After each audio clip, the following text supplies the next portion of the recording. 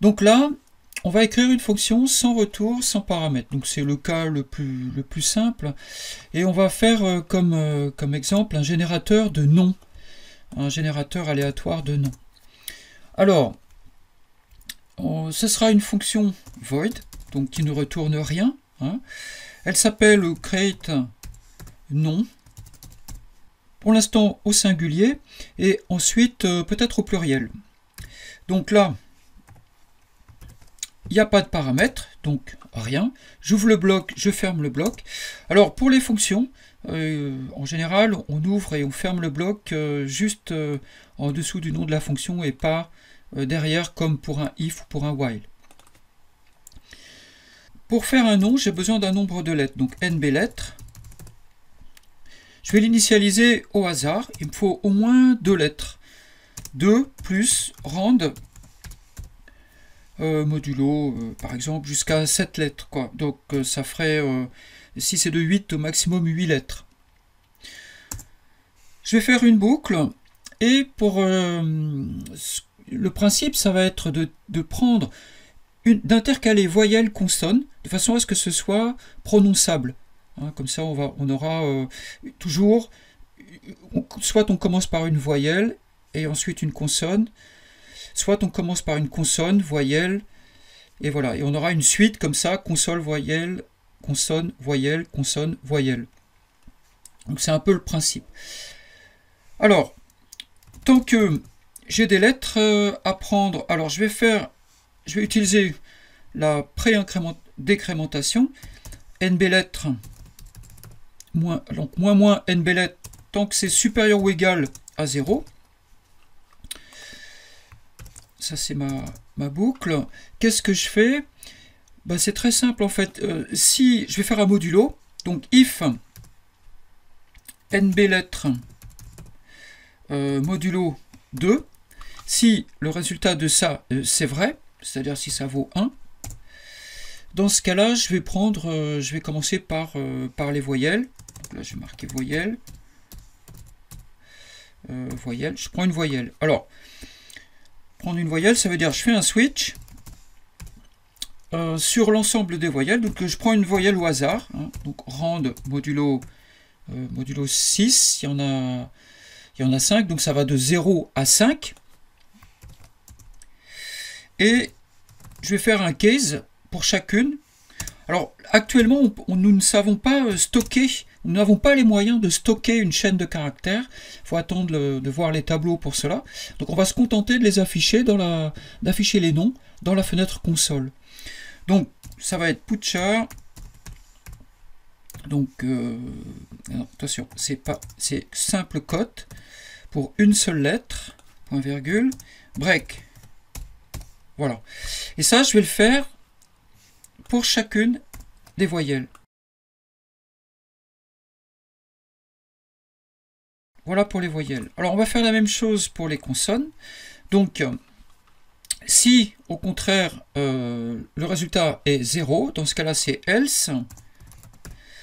Else, je prends une consonne.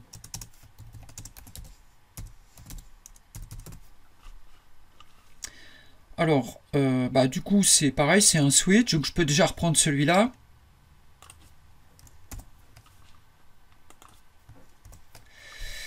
Alors, il y en a 19 ou 20, donc je vais faire un modulo 20, le 0 compte. Voilà, et là, il s'agit maintenant de faire la même chose avec les consonnes.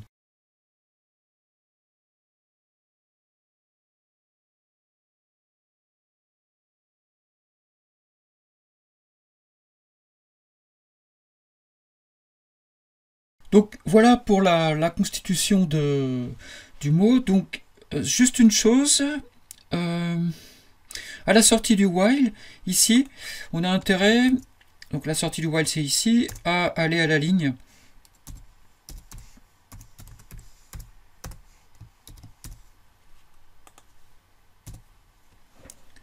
Voilà, donc normalement ça devrait fonctionner.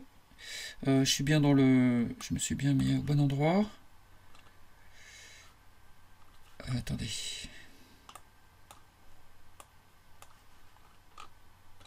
C'est bon.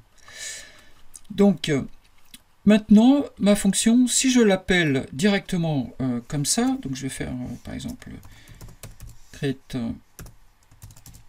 nom, et que je lance le programme, enfin, je vais d'abord régénérer, j'ai des messages ici.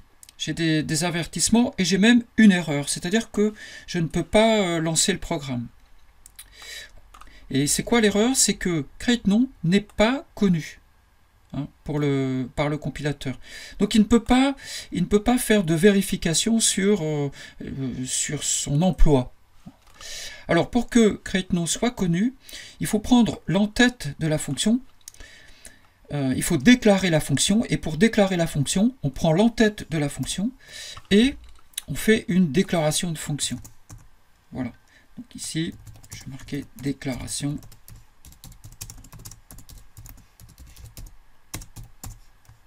Voilà. La déclaration de la fonction, c'est simplement le nom de la fonction, ses paramètres, s'il y en a ou pas. Donc quand il n'y en a pas, on peut ne rien mettre. Mais pour le compilateur, si on lui met void, ça spécifie vraiment qu'il n'y a pas de paramètre. Si vous mettez rien et que vous mettez quand même un paramètre, le compilateur ne pourra pas vous dire s'il y a une erreur ou pas. Il ne le sait pas en fait. Tandis que si vous mettez void, là, il le saura. Et le retour, donc là par contre on est obligé de signaler quel est le type de la valeur de retour. Donc là, il n'y en a pas. Donc maintenant, ça devrait fonctionner. Donc je n'ai plus d'erreur, je n'ai plus rien. Et j'ai construit un mot Y, alors ça fait I sumuxad. Ça fait des noms étranges. Alors, plutôt que de relancer le programme à chaque fois, on va faire une boucle de jeu, enfin...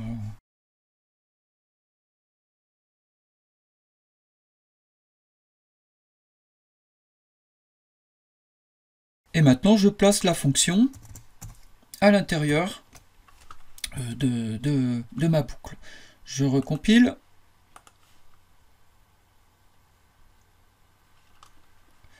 Ah, c'est une erreur. Je recompile.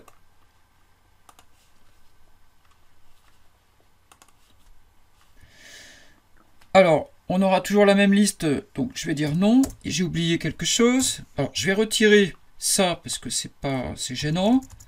On contrôle maintenant avec notre boucle de jeu. Et il me manque d'initialiser le générateur de nombres aléatoires. Donc time nul, comme ça. Et pour éviter les avertissements, je vais caster en unsigned. Voilà. Bien, alors...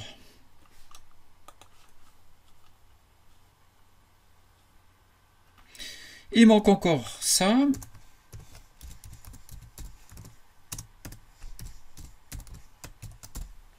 Voilà. Ça devrait être bon. Commencer.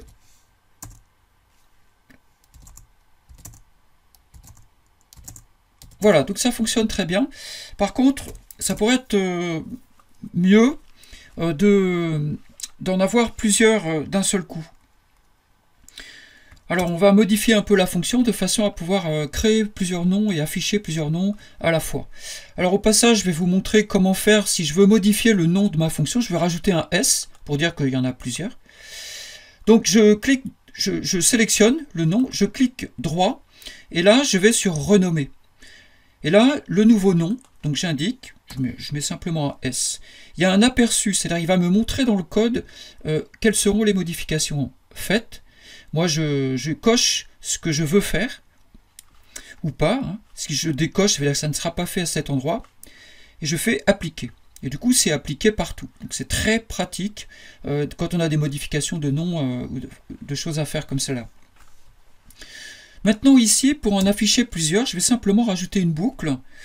Donc je vais avoir un int nbNom égale au moins 1 plus rand modulo 10 par exemple. Et là je vais faire une autre boucle sur le même principe que celle du dessous. Donc while moins NB non supérieur à ou égal à 0, je mets tout. En fait, je répète tout ce qu'on fait là. NB non fois. Voilà. Donc maintenant, je vais recompiler, lancer. Donc je préfère toujours vérifier parce que même pour des choses simples, parfois on fait une erreur. Voilà, donc pas d'erreur. Voilà, et donc du coup, ça me permet d'avoir... alors évidemment, des noms, alors, évidemment, c'est possible d'avoir juste 2 lettres, donc c'est pas très intéressant. C'est pas toujours réussi, mais des fois, on a des trucs vraiment, vraiment intéressants. Voilà. Donc voilà un générateur de noms. Et maintenant, on va pouvoir traiter d'autres cas de fonctions, peut-être en partant de la même fonction. Là, on sera amené probablement à la modifier dans le cours des autres démos. Pour la mise en pratique, voilà quelques propositions. Alors, bon, d'abord, juste celle-là, c'est, disons, pour vérifier si vous avez bien compris que au moment de l'appel d'une fonction, il faut que cette fonction soit connue du compilateur. Donc, comment on fait pour résoudre cette question-là? Alors ensuite, écrire une fonction qui va permettre de voir sur un très grand nombre d'appels de rand comment se répartissent des résultats, sachant qu'on fait un modulo de façon à avoir des valeurs entre 0 et 5. Donc on compte pour 0, j'ai eu tant de 0, j'ai eu tant de 1, etc. Alors ensuite, une autre fonction, il s'agit cette fois de dessiner un damier de 20 sur 15 par exemple à l'écran. Éventuellement de l'encadrer aussi, de l'encadrer en vert, bon, ou vous faites comme vous voulez, hein, vous l'encadrez comme vous voulez. Une fonction qui affiche l'alphabet en boucle dans un rectangle de 20 lignes sur 40 colonnes, c'est-à-dire quand vous arrivez à la dernière colonne, vous passez à la ligne suivante. En fait, voilà, donc c'est pas très... Voilà, donc vous pouvez faire pour chaque alphabet une couleur particulière. Écrire une fonction qui affiche une phrase simple différente à chaque appel. Et cette fonction, vous l'appelez dans un programme en appuyant sur une touche, sur une lettre, par exemple la lettre Q, ou quelque chose comme vous voulez.